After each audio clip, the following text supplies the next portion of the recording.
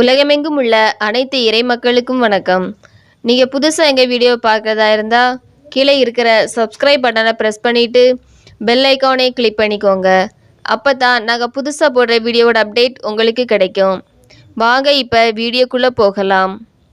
திருக்குடும்ப பெருவிழா 31/12/2023.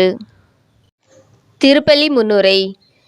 இறையேசுவில் இனியவர்களே, இன்றைய நாளினை திருக்குடும்ப விழாவாக சிறப்பிக்கும்படி தாயாம் திருச்சபையானது நமக்கு அழைப்பு விடுக்கின்றது. திருக்குடும்பத்தின் ஆசிரை பெற திருப்பலிக்கு வந்திருக்கும் அனைத்து இறைமக்களையும் இறைவேண்டல் செய்ய அன்புடன் அழைக்கின்றோம். இயேசு இவ்வுலகில் மனிதனாக பிறந்து தாய் தந்தைக்கு கீழ்ப்படிந்து அன்பை வெளிப்படுத்தினார். இயேசு மரி சூசை வாழ்ந்த திருக்குடும்பமே நம் குடும்பங்களின் வழிகாட்டி.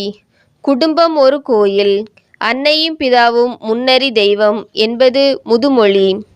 குடும்பம் ஒரு வழக்காடு மன்றம் அல்ல, அது ஒரு ஒப்புரவு கூண்டு.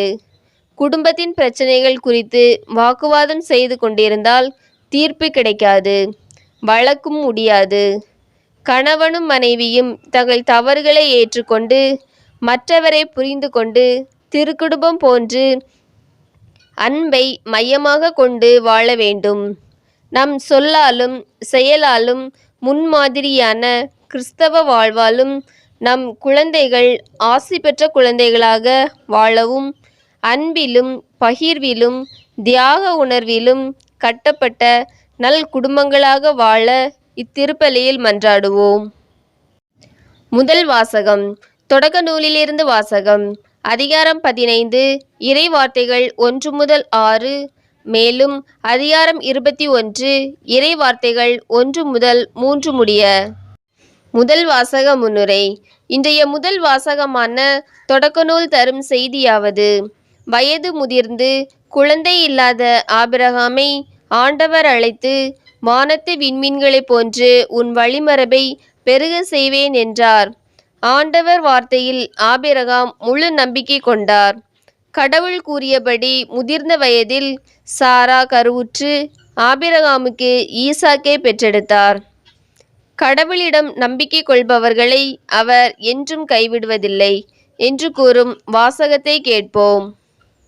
இரண்டாம் வாசக முன்னுரை. திருத்தூதர் பவுல் எபிரேயருக்கு எழுதிய திருமுகத்திலிருந்து வாசகம்.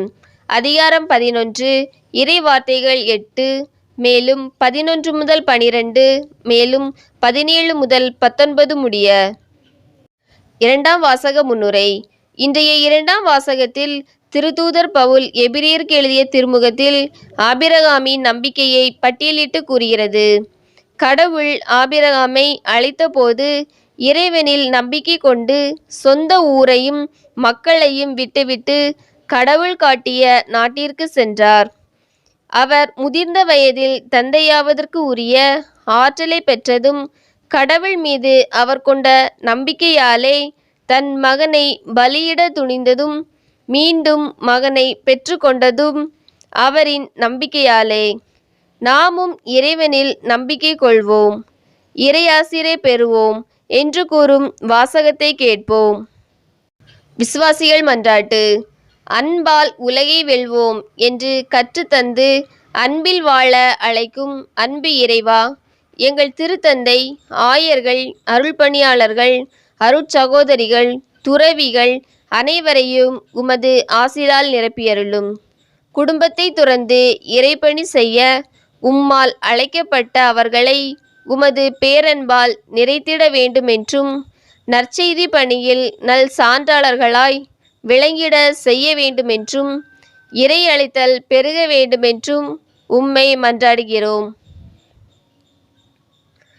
மெய்யறிவின் ஊற்றாம் அன்பு இறைவா, எம் ஊரில் மற்றும் உலகெங்கும் வாழும் அனைத்து குழந்தைகள், சிறுவர் சிறுமியரை உமது ஆசிரால் நிரப்பியருளும். அவர்களுக்கு பெற்றோரின் அன்பும் நல் வழிகாட்டுதலும் கிடைத்திட வேண்டுமென்றும், அவர்கள் இறை ஞானத்திலும் நல்ல அறிவிலும் சிறந்து விளங்கிட வேண்டுமென்றும் உம்மை மன்றாடுகின்றோம். தன் சிலுவையை சுமக்காதவன் என் சீடனாய் இருக்க முடியாது என்று மொழிந்த அன்பு இறைவா, அன்றாட வாழ்வில் எங்களுக்கு ஏற்படும் துன்பங்கள், ஏமாற்றங்கள், நோய்கள், கடன் தொல்லைகள் ஆகியவற்றைக் கண்டு மனம் தளர்ந்து போகாமல் உம்மில் நம்பிக்கை கொண்டு வாழவும், அதனால் உமது அருளைப் பெற்று மேன்மை அடைய செய்ய வேண்டுமென்றும் உம்மை மன்றாடுகின்றோம். வாழ்வளிக்கும் வள்ளலே, அன்பு இறைவா, எங்கள் குடும்ப உறுப்பினர்களையும் அவர்கள் தொழில் முயற்சிகளையும் ஆசீர்வதித்தருளும். குடும்ப தலைவர்கள் இளைஞர்களுக்கு நல்ல வேலை வாய்ப்பை தந்தருளும். கொடிய நோய்கள் தாக்காமல் நல்ல உடல் நலமும் அன்பும் அருளும் தந்து காத்திட வேண்டுமென்று உம்மை மன்றாடுகிறோம். பாதுகாக்கும் பரம்பொருளே, அன்பு இறைவா, இன்றைய திருப்பலியை சிறப்பிக்கும் இறை மக்களையும் திருப்பலிக்கு வந்திருக்கும் அனைத்து இறை மக்களையும் எம் ஊர் மக்களையும் ஆசீர்வதித்து அருள் நலமும் பொருள் நலமும் உடல் நலமும் தந்து அன்பில் ஒன்றுபட்டு வாழ செய்ய வேண்டுமென்றும் உம்மை மன்றாடுகின்றோம். ஆமேன்.